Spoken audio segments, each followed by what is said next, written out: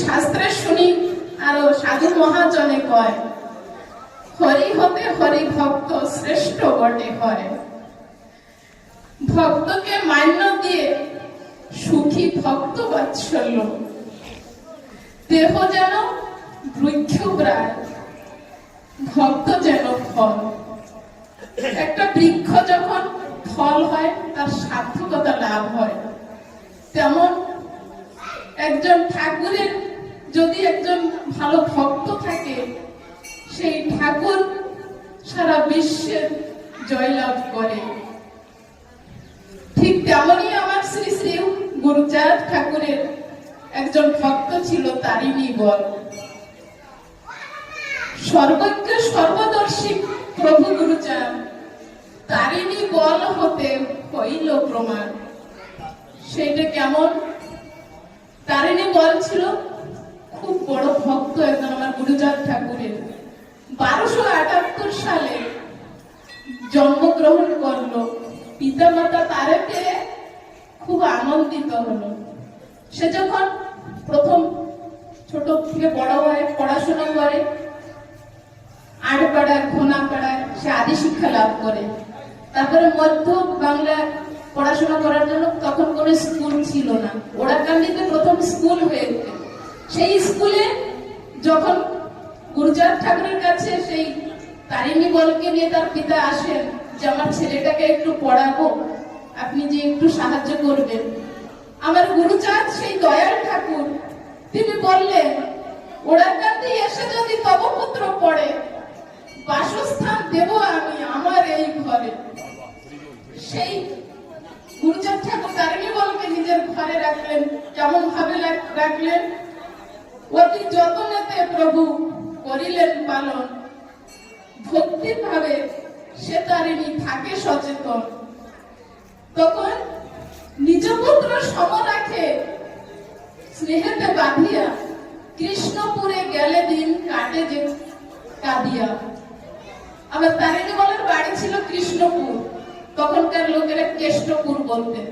তিনি যখন এই ওড়াকান্দির থেকে বাড়িতে যেতেন, এখানে বসে পড়াশোনা করতেন, তো সে ওখানে গিয়ে কান্না করতেন যে আমি গুরুচাঁদ ঠাকুরের কাছে যাব।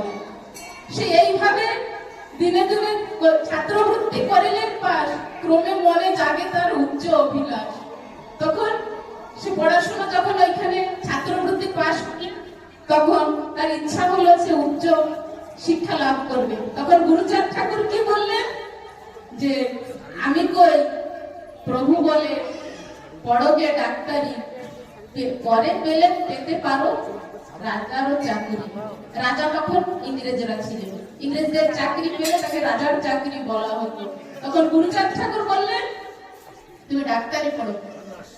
সঙ্গে সঙ্গে ঠাকুরের আদেশ পেয়ে সেই তারিণী বল চললেন ঢাকায় ডাক্তারি পড়তে। যখন সেই ঠাকুরের কৃপাতে দেখো পরে সেই জন করিল ডাক্তারি পাস হয়ে এক মন। একটা জিনিস আমরা যদি অ্যাচিভমেন্ট করতে চাই, আমাদের তন মন ধন সব একত্রিত করতে হবে। তখন আমার গুরুচাঁদ ঠাকুরের আশীর্বাদে সে ডাক্তারি পাস করলো। এইখানে মুখ্য ঘটনা হলো যে আমার ব্রহ্মদেশে গিয়ে সেই তারিণী বল ডাক্তারি পাস যখন করলেন, ওইখানে গিয়ে চাকরি করতেন। তখন ওই ব্রহ্মদেশে যখন গিয়েছেন, সে আমার গুরুচাঁদ ঠাকুরকে কোনোদিন সে ভুলেননি।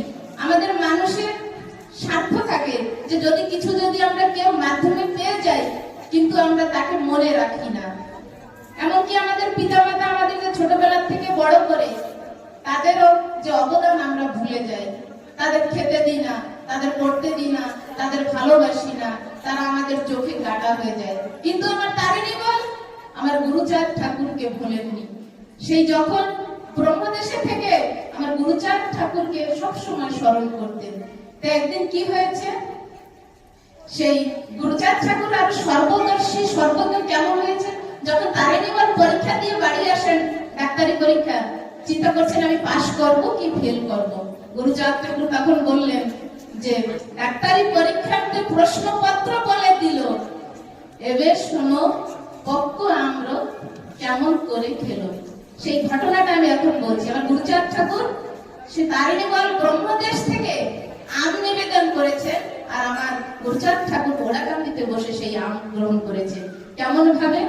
ব্রহ্মদেশে যা দেখে তারিণী সুন্দর, অবশ্য প্রভুরে তাহা দেয় উপহার। একদা তিনি বসেছে টেবিলে, ধূর্ত দেহ এনে দিল গুটিগত ফল। সে কিছু জল খাবার করবে, সন্ধ্যার সময় বসেছে, তখন ভাবছে যে আমি একটু ফল আস্বাদন করব। তখন তার ভৃত্য যে চাকর, সে কিছু ফল এনে দিল। সুগন্ধ সুপক্ক কটি আমরা ফল, মানে আম। আমাদের এখানে আমের সিজন গেছে না, আমরা কত ঠাকুরকে পুজোও দিয়েছি আম দিয়ে। সেই আম সেই চাকর এনে দিয়েছে খাবার জন্য। তখন গুরুচাঁদ ঠাকুরকে সে, তারিণীর কি রীতি ছিল? ভোজনের আগে তারিণীর রীতি ছিল যে সেই শ্রী গুরুচাঁদের ছবি হৃদয়তে জাগে। তখন সে কি করলেন, যে আম এনেছে, সে আমকে কি করলেন, যে ঠাকুরকে নিবেদন করলেন। সে নিবেদন করার পরে আর তার যে সে তখন কি ভাব সৃষ্টি হলো, সে নিজেও বুঝতে পারছে না। তখন তার মনের ভিতরে সেই দিন তারিণীর কি যে ভাব হলো, রাখালিয়া ভাব যেন হৃদয়ে জাগিল। সে রাখালিয়া ভাব কি? ব্রজের রাখাল যত চরিত্রে মধুর, সক্ষরজ্জ দিয়ে বাঁধে বিশ্বের ঠাকুর। এই ব্রজের যে বালকরা ছিল, শ্রী কানাইকে কেমন ভাবে বেঁধে রাখতেন? সে তার সক্ষ রজ্জু দিয়ে বেঁধে রাখতেন। তারা কি করতেন? বনে বনে দলে দলে রাখালিয়া খেলা, এ বনে সে বনে যত রাখালের মেলা। সেই বনতলে ডালে ডালে কত ফল ফলে, সেই রাখালের সেই ফল কুড়াইয়ে আনে। যখনই ফল পায় মুখে দিয়ে লাগিলে মধুর, তখন জাগা মনে বলে কই প্রাণের ঠাকুর। তারা তো খুব ভালোবাসতেন কানাইকে। যখন সেই গাছে ফল পায়, সেই ফলকে তারা কি করে, মুখে দিয়ে দেখে খুব মিষ্টি, তখনই সেই কানাইকে খোঁজ পড়ে। তারা তো আগে জঙ্গলে ঘুরে ঘুরে গোপালন করতেন, তখন সেই কানাইকে খোঁজে। খুঁজে খুঁজে যখন সে কানাইকে পায়, দৌড়ে গিয়ে কানাইকে বলে, শোন রে ভাই, এমন সুন্দর ফল তুই আর কি করে তুই খাওয়া যায়?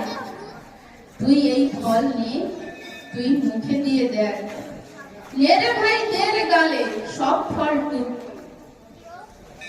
আরে তুই দেখে আমি পাবো বড় সুখ। রাখালরা বলতো। ঠিক তেমনই তখনই আমার কানাই কি করতে, সে তো প্রেমের বাধা, ভবারাধ্য প্রেমে বাধা রয়। সে সেই রাখালদের উচ্ছিষ্ট দিলে সুধা জ্ঞানে খায়। সে রাখালরা মুখে খেয়ে তাকে মিষ্টি লাগলে কানাইকে খেতে দিত। তাহলে কানাই শুধু খেতেন না, তার শ্রীমুখের শ্রীপ্রসাদ আবার সেই রাখালদের খাওয়াতেন। তা রাখালদেরকে যদি ফিরিয়ে দিতেন, সে তো খাবে না।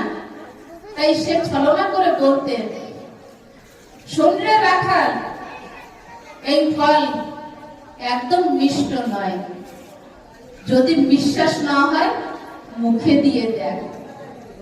যদি আমি মিথ্যা বলি, বাজি করে রাখ, তবু খেয়ে দেখ, এই ফল কোনো মতে মিষ্ট নয়। তখন সে ছলনা করে কি করতেন, তার শ্রীমুখের শ্রীপ্রসাদ আবার রাখালদের খাওয়াতেন। ঠিক তেমনই আমার তারিণী বলেন কি হয়েছে সেই দিন। তার যে রাখালিয়া ভাব মনে জাগছে, সেই সুন্দর সুভক্ত আম চোখে দেখে, তাই শ্রী গুরু চাঁদের মনে করে ছাড়ে বড় ভাই। আমকে দেখে দেখে বলছে, আহারে সুন্দর আম, তুই কেন এলি? সংসারে আসা তোর আশাই বিফল হয়ে গেল।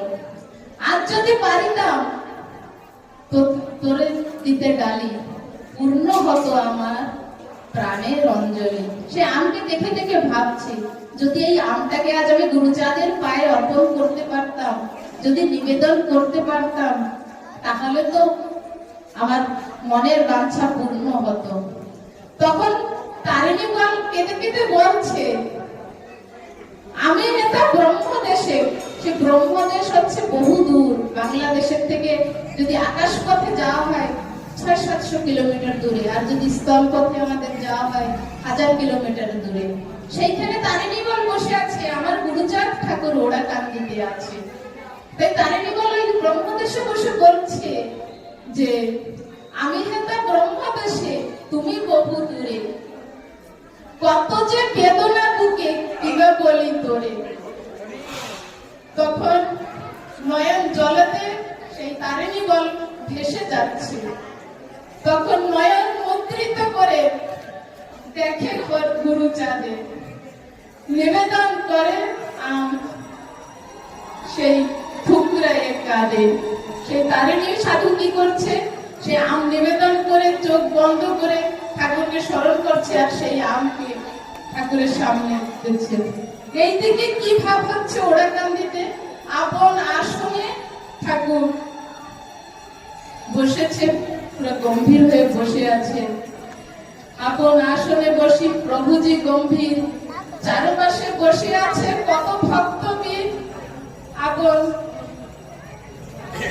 হিসাবে মানে ঠাকুর তন্ময় হয়ে বসে আছে, চারপাশে ভক্তবৃন্দ, কেউ কোনো কথা বলছে না। তখন ব্রহ্মদেশ থেকে সেই তারিণী গুরুচাঁদকে ডাকে।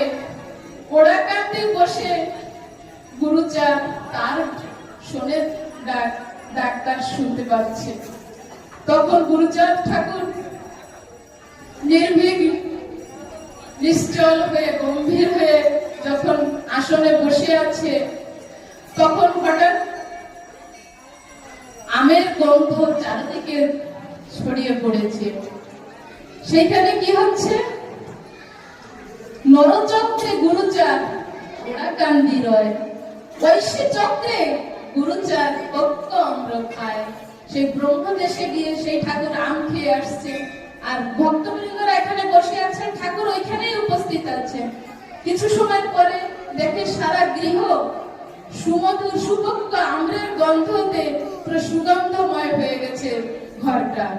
তখন গুরুচাঁদ ঠাকুর যখন নিশ্চল হয়ে বসে আছেন, তখন মহাজ্ঞানী যজ্ঞেশ্বর ডেকে ডেকে কয়, সুপক্ক আম্রের গন্ধ কোথা থেকে পাওয়া যায়?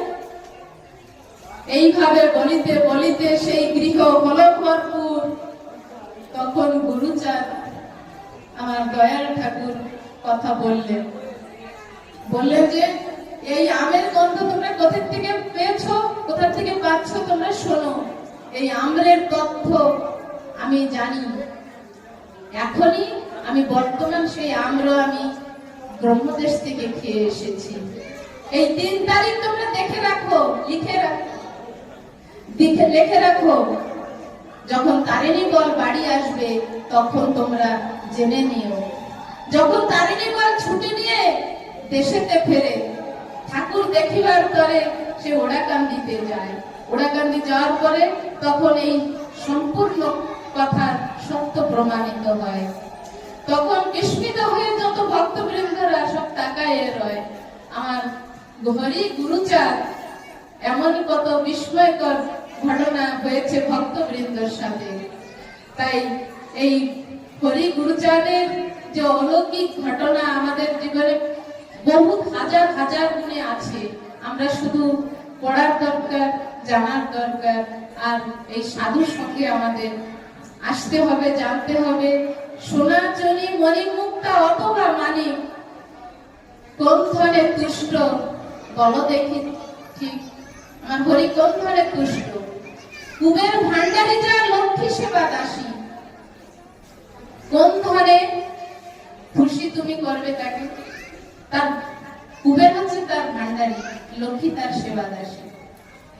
তাই আমার ঠাকুর বলেছেন, এত ভক্তবৃন্দের যে কথা আজ আমরা শুনলাম, তার একটাই সারাংশ বের হয় যে ভক্তি সূত্রে মনপুষ্পে গাথো প্রেমহার, অশ্রুর চন্দন দেও তাহার উপায়। আপন অঞ্জলি পূর্ণ করো, করজোড়ে পূর্ণ করো আপন অঞ্জলি, তার পদে অর্ঘ দেও হরি হরি বলি। হরি বল। হরি বল।